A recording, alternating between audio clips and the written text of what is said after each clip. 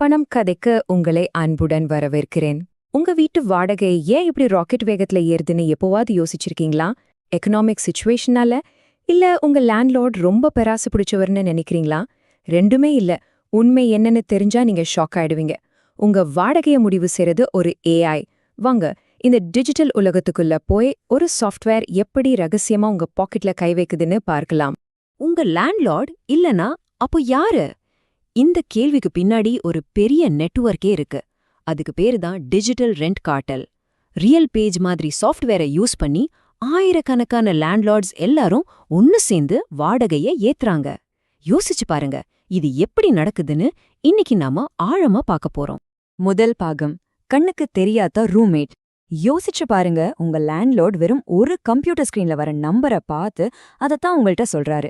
ஆனா அந்த ஸ்கிரீனுக்கு பின்னாடி உங்களை பற்றிய எல்லா டீட்டெயில்ஸும் தெரிஞ்ச ஒரு சக்தி வாய்ந்த ஏஐ இருக்கு.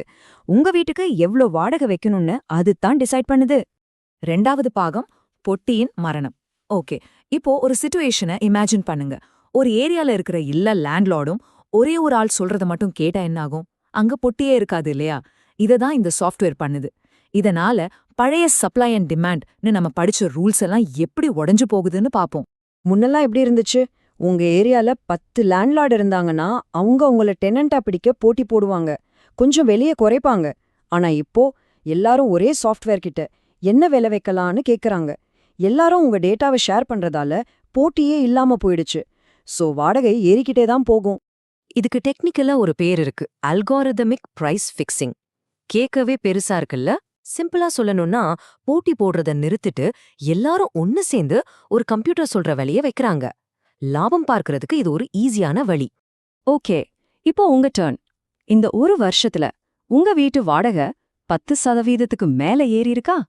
அப்படின்னா காமெண்ட்ல எஸ்ன்னு போட்டு உங்க ஊர் பெயரையும் சொல்லுங்க. பாப்போம், இந்த பிரச்சனை எங்கெல்லாம் எவ்ளோ பெருசா பரவி இருக்குன்னு நம்ம தெரிஞ்சுக்கலாம். மூன்றாவது பாகம், காலி இடத்தின் விலை. சரி, இப்போ சொல்ல போற விஷயம் கொஞ்சம் ஷாக்கிங்கா இருக்கும். இந்த சாஃப்ட்வேர் சில நேரத்துல வீடுகளை காலியா வைக்க சொல்லும். ஆமா, நீங்க கேக்குறது சரியாதான். வீட வாடகைக்கு விடக்கூடாதுன்னு சொல்லும். எதுக்குன்னு நினைக்கிறீங்க? சுமாரா 20%க்கும் அதிகமான வீடுகளை காலியாக வைக்க இந்த அல்காரிதம் ரெக்கமெண்ட் பண்ணுவான். காரணம் ரொம்ப சிம்பிள். 100 வீடுகளையும் சரியான வாடகைக்கு விடுறதை விட 80 வீடுகளை அதிகமான வாடகைக்கு விட்டு அதிகமா லாபம் பார்க்கலாம் இல்லையா? இதுதான் அவங்க கணக்கு. வாடகையை ஏத்துறதுக்காக மட்டுமே வீடுகளை காலியா வைக்கிறது தப்புன்னு, சரியில்லைன்னு நீங்க நினைச்சா மறக்காம அந்த லைக் பட்டனை பிரஸ் பண்ணுங்க. உங்க கருத்து என்னன்னு தெரியட்டும். எத்தனை பேர் நம்ம பக்கம் இருக்காங்கன்னு பார்க்கலாம். நான்காவது பாகம், மனிதத்தை விட வருமானம் முக்கியம்.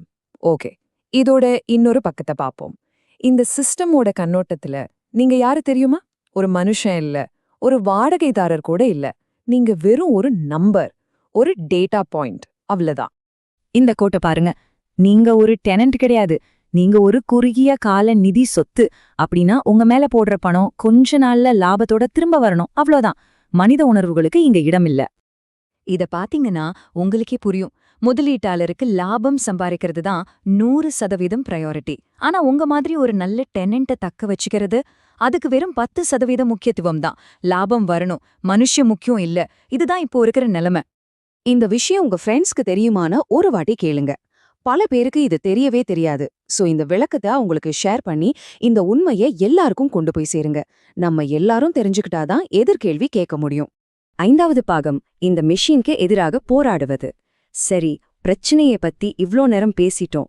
இதை கேட்டு பயந்து போக வேணாம். இதை எதிர்த்து நம்ம போராடணும். இப்போ இந்த ஆல்கரிதம் கிட்ட நெகோஷியேட் பண்றதுக்கு 3 சிம்பிள் ரூல்ஸ் சொல்ல போறேன். என்ன செய்யலாம்? நம்பர் 1, பெரிய கார்ப்பரேட் கம்பெனியை தேடுறதுக்கு பதிலா சின்ன தனியா வீடு வச்சிருக்கிற மாம் அண்ட் பாப் லேண்ட்லார்ட்ஸை தேடுங்க. நம்பர் 2, டைரக்டா கேளுங்க, நீங்க எந்த பிரைசிங் சாஃப்ட்வேராவது யூஸ் பண்றீங்களான்னு. நம்பர் 3, இதுதான் ரொம்ப முக்கியம், எம்டி யூனிட் ஹேக்கை யூஸ் பண்ணுங்க. இந்த எம்டி யூனிட் ஹேக்னா என்ன? ரொம்ப சிம்பிள்.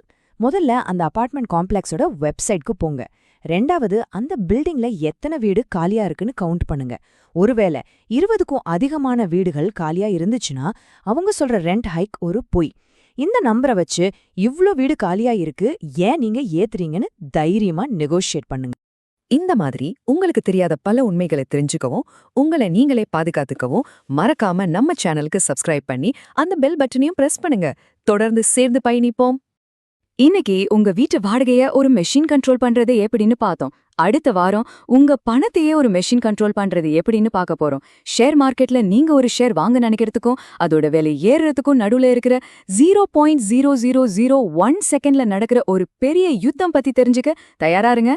அடுத்த பணக்கதையில பார்ப்போம்.